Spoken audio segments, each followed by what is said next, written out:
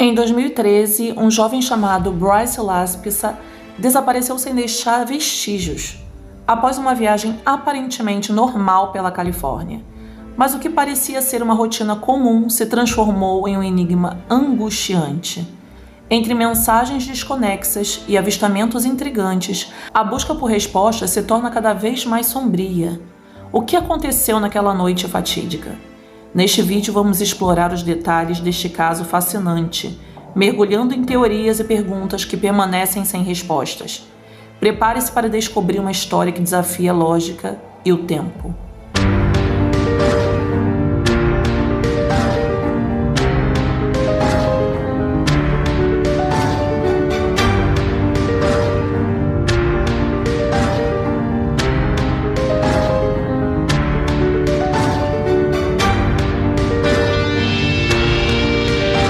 Olá, amantes do mistério, bem-vindos ao nosso canal Serial Crimes, onde cada crime conta uma história e cada detalhe importa.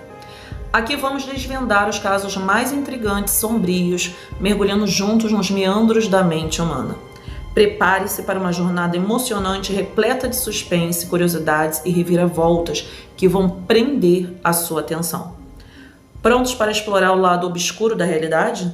Então vamos começar, mas antes deixe aqui o seu like e se não for inscrito pode largar o dedo aqui para nos ajudar a crescer cada vez mais. E agora sim, nós vamos ao caso. Nascido e criado em Illinois, Bryce era o único filho de Mike e Karen Laspisa. Ele se formou na Naperville Central High School em 2012, onde jogou futebol americano e beisebol e foi um bom aluno. No verão daquele mesmo ano, seus pais aposentados se mudaram para o Golden State, Califórnia, onde compraram uma grande casa na cidade de Laguna Niguel. Logo após sua chegada, Bryce se matriculou no Sierra College em Rocklin, que ficava a cerca de 7 horas de distância de seus pais. Parecia estranho que Bryce escolhesse cursar uma faculdade tão longe de sua mãe e de seu pai. Provavelmente era porque ele só precisava de um pouco de espaço. Algo que muitos jovens estudantes esperam depois do ensino médio. Bryce era conhecido por todos como um aluno brilhante e muito amigável. Ele decidiu estudar design industrial e gráfico e estava indo bem. Ele rapidamente fez amigos, um dos quais era seu colega de quarto, o Sean Dixon. Ele também começou a namorar uma linda jovem de 20 anos chamada Kinsley. Ele estava em um bom momento de sua vida. E quando o ano letivo terminou, Bryce voltou para casa para passar as férias de verão com seus pais. Durante esse tempo, ele se matriculou em uma aula de inglês em uma faculdade local para ganhar alguns créditos extras. E em agosto, 2 semanas antes do início das aulas, Bryce retornou a Rocklin e foi quando seus amigos começaram a notar uma mudança horrível em sua personalidade. Ele simplesmente não era mais a mesma pessoa. Para seus amigos, era como se o Bryce que eles conheciam não tivesse realmente retornado das férias de verão. Seu comportamento só ficava mais estranho. Estudantes universitários são famosos por beber em excesso, mas o abuso de álcool de Bryce deixou seus amigos preocupados. Ele começou a beber bebidas fortes sem parar. Até onde sabiam, seus pais disseram que Bryce não tomou álcool durante sua estadia em casa naquele verão. Eles disseram que ele parecia feliz e calmo. Na segunda-feira, 26 de agosto de 2013, o semestre de outono começou e a primeira aula de Bryce foi Web Design. E no dia seguinte, no dia 27, ele ligou para sua mãe, Karen, para contar como foi seu primeiro dia. Karen se lembrou de que a conversa foi normal, seu filho parecia animado com o novo ano da escola. Então, após a ligação, Bryce e um de seus amigos passaram a noite se entregando ao álcool, jogando videogame e tomando uma droga chamada Vyvanse, que é um narcótico à base de anfetamina que aumenta a energia e o foco. Popular entre os estudantes, ele fornece energia suficiente para acompanhar as demandas de tarefas da vida universitária. Por outro lado, os efeitos colaterais incluem mudança de humor, mau comportamento e retornos desagradáveis. Bryce começou a usar Vyvanse toda semana. Em 27 de agosto, ele estava acordado por mais de 24 horas. A privação de sono, juntamente com a potência do estimulante, pode ter afetado sua mente porque ele terminou com a sua namorada naquela mesma noite. O término foi assim: Kim, sua namorada, expressou suas preocupações sobre o comportamento impulsivo dele, o que desencadeou uma discussão. Ele então mandou uma mensagem dizendo: "Você está melhor sem mim". Quando ela perguntou se isso significava que se ele estava terminando com ela, Bryce respondeu que sim. O rapaz estava passando dos limites. O comportamento de Bryce incomodou tanto seu colega de quarto, Sean, que ele ligou para sua mãe no dia seguinte e reclamou com ela que seu filho mal dormia e comia e que passava a maior parte do tempo bebendo. Pouco tempo depois, Karen recebeu outra ligação. Dessa vez, era o filho dela ligando do apartamento de Kim.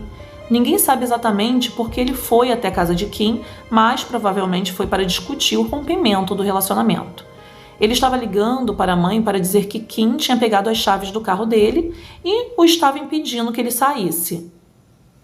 Kim estava preocupada com o comportamento de Bryce e achou que ele não estava bem para dirigir. Então ela pegou as chaves do carro dele e implorou para que ele dormisse mais um pouco. Mas depois que Bryce ligou para sua mãe, Kim não pôde fazer muito para impedi-lo e devolveu as chaves. Bryce alegava que Kim tirou as chaves porque não aceitava o término do namoro. Com isso, a mãe de Bryce pediu a Kim para devolver as chaves. Afinal, ele parecia estar normal ao telefone. Ele finalmente saiu do apartamento dela por volta das 11h30 da noite. Karen, a mãe do rapaz, não estava muito preocupada naquele momento, mas a ligação de Sean mais cedo a deixou um pouco nervosa. Ela disse ao filho que pegaria um voo na manhã seguinte para vê-lo, mas ele disse para ela não se incomodar. Foi então que ele ligou para a mãe novamente a 1h da manhã do dia 29 para saber como ela estava. Ela pensou que a essa altura ele já estaria de volta ao apartamento, mas a verdade é que Bryce nunca voltou para casa. No dia seguinte, Karen e Mike receberam uma mensagem de voz da seguradora deles, informando que Bryce havia solicitado assistência na estrada para seu carro, um Toyota Highlander. Karen então ligou para Bryce imediatamente, mas ele não atendeu. Ela então ligou para Sean, que lhe contou o que ela mais temia ouvir, que Bryce não havia retornado ao seu apartamento. Então seus pais verificaram as transações no cartão de crédito de Bryce em busca de pistas de onde ele poderia estar. Uma das transações ocorreu em uma oficina mecânica em uma pequena cidade chamada Button Willow, que ficava a cerca de 3 horas de Laguna Niguel. Eles ficaram um pouco aliviados, pois ele provavelmente teve algum imprevisto com o carro, mas que deveria estar a caminho de casa. Karen e Mike tentaram ligar para Bryce para saber como ele estava, mas ele ainda não atendia as ligações. Então eles decidiram ligar para a oficina e um técnico chamado Christian atendeu. Ele disse que havia realmente ajudado o filho deles mais cedo, naquele dia às 9 horas da manhã, pois Bryce ficou sem gasolina. Então Christian o ajudou a pegar 3 galões e então encheu seu tanque para que ele pudesse continuar sua jornada. Ao ouvir a preocupação nas vozes de Mike e Karen, Christian se ofereceu para voltar ao local onde ele ajudou Bryce para ver se ele o encontrava lá. Christian ficou surpreso ao encontrar Bryce no mesmo lugar em que ele havia o deixado de manhã. Bryce também ficou surpreso ao ver Christian novamente. Christian disse a Bryce que seus pais estavam tentando encontrá-lo. Daí os pais ligaram para o rapaz, que dessa vez atendeu, e eles disseram que ele estava a 3 horas deles e pediu para que ele voltasse para casa. Karen e Mike calcularam que, como Bryce foi encontrado por volta do meio-dia, às 15 horas ele já estaria em casa. Infelizmente, o tempo passou e ainda não havia sinal de Bryce. Então eles ligaram novamente para o telefone deles às 15h30, mas, mais uma vez, ele não atendeu. O que estava acontecendo? Ele estava ignorando os pais de propósito? Então, novamente, eles pensaram que ele estava preso no trânsito em algum lugar. Ele provavelmente estava a caminho de casa. Mas quando chegou às 18 horas e não havia sinal dele, eles começaram a ficar realmente preocupados. Foi quando eles envolveram a polícia e oficialmente registraram um boletim de ocorrência de pessoa desaparecida. A polícia primeiro tentou rastrear a localização de Bryce com seu telefone e, felizmente, ele estava ligado e eles imediatamente obtiveram a resposta. Ele foi encontrado em Button Willow, a mesma cidade que ele parou para encher seu tanque de gasolina às 9 horas da manhã. Acontece que Bryce ficou sentado em seu carro lá naquela cidade por 9 horas. Agora que estavam envolvidos, os policiais foram verificar a área. Eles encontraram Bryce a cerca de 8 milhas de onde ele estava ao meio-dia. ele não parecia estar em perigo ou algo assim. Ele parecia perfeitamente bem. Os policiais encontraram Bryce sentado em seu carro na Lagoon Drive, em Bottle Willow, e não parecia estar sob influência de álcool ou drogas. Ele falava claramente e conseguia andar em linha reta. Isso deixou os policiais perplexos. Eles também revistaram seu carro em busca de drogas ou álcool e também não encontraram nada. Quando perguntaram o que estava acontecendo, Bryce respondeu: "Eu estou apenas relaxando." Mas seu comportamento mudou quando os policiais pediram que ele ligasse para os pais. Por algum motivo, ele agiu como se não quisesse falar com eles. Vendo que Bryce estava relutante em ligar para os pais, os policiais discaram o telefone e entregaram a ele. Ele falava naturalmente, como se nada estivesse acontecendo. Era como se ele não tivesse consciência do quanto séria a situação realmente era e de como seus pais estavam preocupados. Seus pais ficaram mais tranquilos, sabendo que Bryce estava bem, e estavam convencidos de que ele estaria a caminho da casa em breve. No entanto, o pesadelo ainda não havia acabado para Karen e Mike. Eles receberam outra ligação perturbadora algumas horas depois, dessa vez de Christian, o técnico. Christian encontrou Bryce ainda sentado em seu carro quando ele passou por lá, mas disse que seguiria Bryce até a Interstate 5 para ter certeza que ele estava a caminho de casa. A essa altura, Bryce sabia que ficar sentado em Bottle Willow não era a melhor coisa a fazer. Ele comprou um refrigerante em um posto de gasolina próximo, então ele e Christian foram embora. Quando Christian e Bryce saíram de Bottle Willow, já tinha se passado mais de 12 longas horas desde que Bryce chegou à pequena cidade. Christian dirigiu atrás do garoto, observando sua direção. Satisfeito por não haver nada de incomum nisso e acreditando que Bryce continuaria a viagem, Christian deu meia volta com o carro. Nas próximas horas, os pais de Bryce mantiveram contato com o filho para garantir que ele estava bem e indo para casa. Eles pediram que ele apontasse pontos de referência para que pudessem ter uma ideia de onde ele estava, e a essa altura já era muito tarde, então Bryce disse a eles que não conseguia ver nenhum ponto de referência, mas o GPS estimou que ele estaria em casa às 3h25 da manhã. Bryce então ligou para os pais às 2h09 da manhã para dizer que estava cansado demais para dirigir.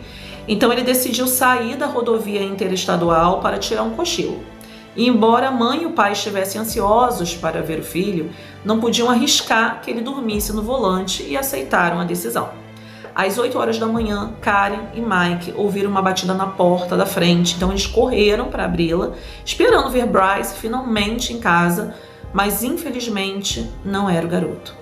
Parado na porta estava um policial da patrulha rodoviária da Califórnia e o que ele diria a eles faria seu mundo desabar. Eles disseram ao casal que o carro de Bryce foi encontrado destruído e abandonado após cair de um barranco de 25 pés perto do lago Castaic, que ficava a cerca de 2 horas ao norte de sua casa. A maioria dos seus pertences foram encontrados, seu telefone e laptop estavam em seu carro, enquanto uma mochila e uma carteira foram encontradas do lado de fora. Mas essa não era a principal preocupação dos policiais, e sim o fato de que não havia sinal do Bryce. Tudo o que encontraram do adolescente foram algumas gotas de sangue no interior do carro. E foi isso. Bryce havia desaparecido.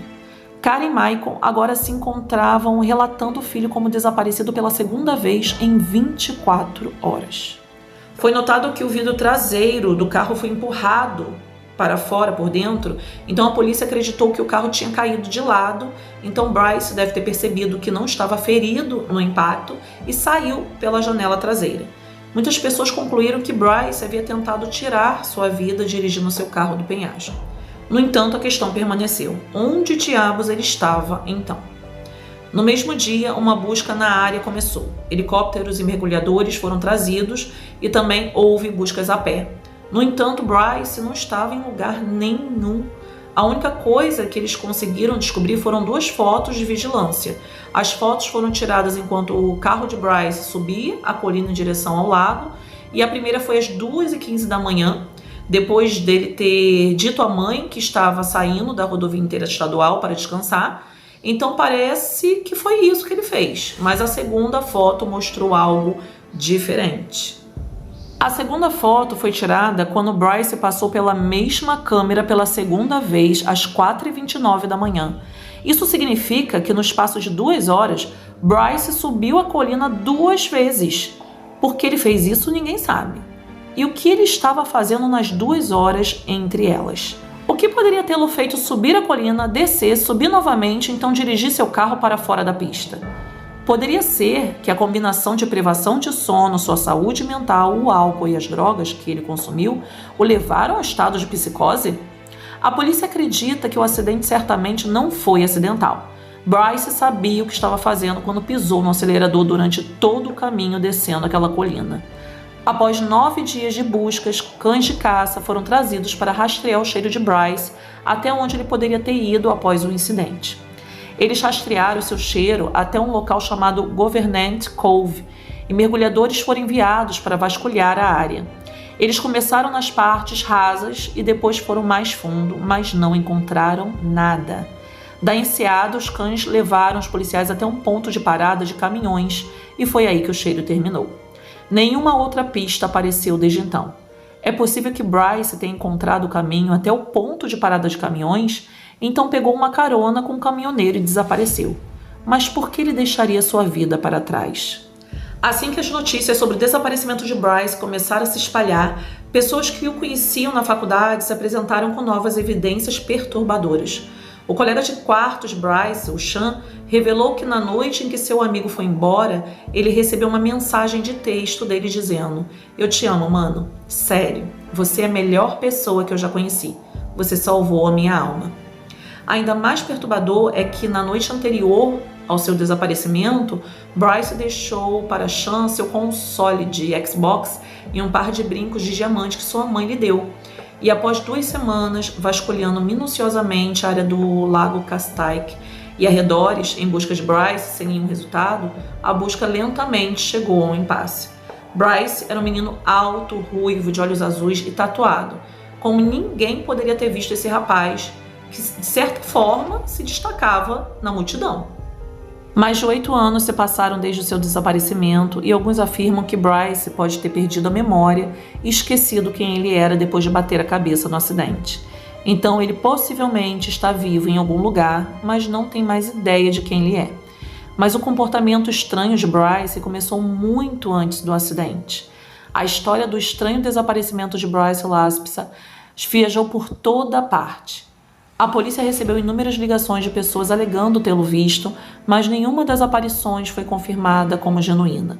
É de partir o coração que talvez nunca saibamos o que realmente aconteceu com Bryce. Se ele tivesse fugido para algum lugar e estivesse com uma nova identidade, não seria provável que ele tivesse mantido seu disfarce por muito tempo, considerando todos os cartazes e faixas de pessoa desaparecida que circularam após o seu desaparecimento. E assim, o mistério de Bryce Laspisa continua a intrigar e desafiar aqueles que buscam respostas.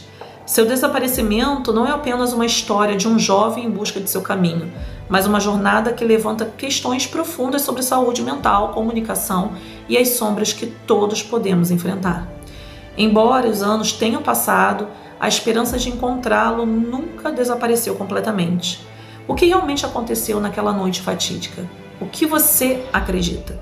Compartilhe aqui suas teorias nos comentários e ajude a manter viva a memória de Bryce. Não se esqueça de se inscrever para mais histórias que nos fazem refletir e buscar a verdade. E até a próxima sexta.